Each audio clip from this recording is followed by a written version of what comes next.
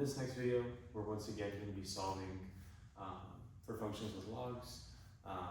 If you guys remember in the last video, we had problems like log plus a log equals a log, they all have the same base, or log minus a log equals a log, they all have the same base. Those problems are pretty easy because things are easy when your logs have the same bases. You can just combine them, and then if you have a log of the same base equals a log of the same base, you can kind of just disregard the log and set what you have on the inside of the logs equal to each other. This video, things get a little trickier because we have a log of the same base plus a log of the same base, but now it just equals the number 2.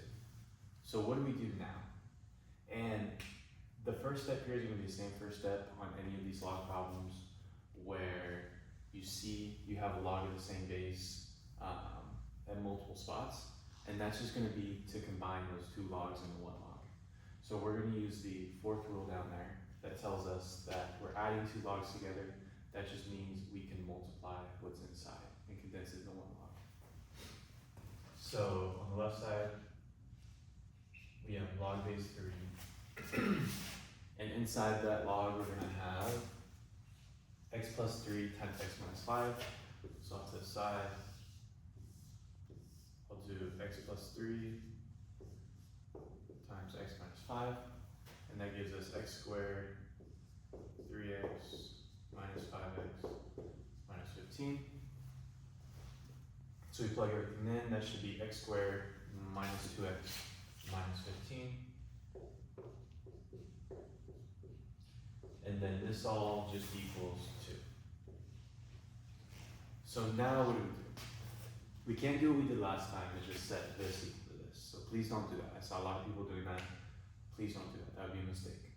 What you're going to have to do now is you're going to have to notice that what we have here is in the same form of what we have here on our original log formula. 3 is just our b, our a is just this, and then c is just the number 2. And so what we're going to have to do now is we're going to have to rewrite this log as an exponent, as b to the power c equals a. So that's what we're going to do. We're left with 3 to the power of 2 equals x squared minus 2x minus 15. I'm just using this formula right here, b to the power of c equals a. So now we're left with 3 squared equals x squared minus 2x minus 15. And this is where a lot of people get stuck. And what I want you to do, just kind of a general rule in math with these problems, whenever you see an x squared, so you see here we have a quadratic equation because there's an x squared here.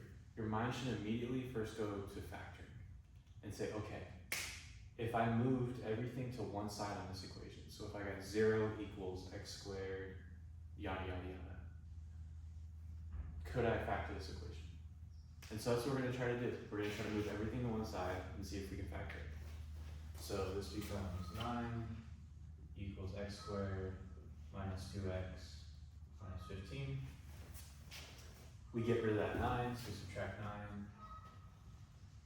And we get 0 equals x squared minus 2x minus 24. And we're going to try to factor it. So we're going to make an x. We put negative 24 on top, negative 2 on the bottom. And for those of you who've forgotten how to factor, you're just trying to play this game in your head. You're just trying to think, are there 2 numbers that we can multiply to equal negative 24 and add to equal negative 2? And so you think, and you should get the 2 numbers, negative 6, positive 4. Negative 6 plus 4 is negative 2. Negative 6 times 4 is negative 24. So that works. And so now we take these 2 numbers and we rewrite our equation as 0 equals x minus 6 times x plus 4.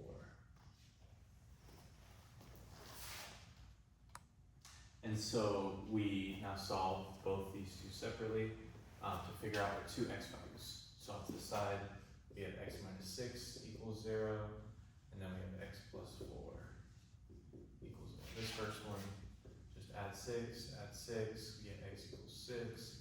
The second one, we subtract 4, we get x equals -4.